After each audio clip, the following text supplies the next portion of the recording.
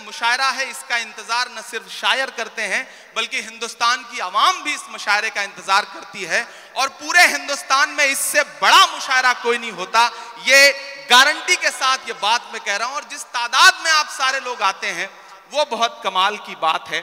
मैं एक मतला और एक शेर पढ़ता हूं, फिर एक नज्म सुनाता हूं। ये किसने कह दिया तुमसे कि बस पंचर बनाते हैं।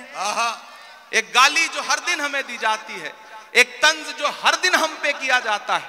मैं एक मतला पढ़ता हूं और आपसे दुआ मांगता हूं कि ये किसने कह दिया तुमसे कि बस पंचर बनाते हैं।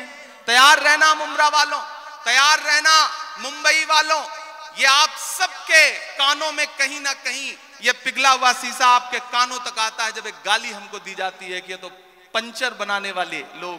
मैं शेर पढ़ता हूं।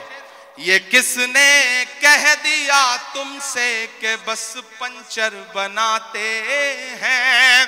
ये किसने कह दिया तुमसे कि बस पंचर बनाते हैं।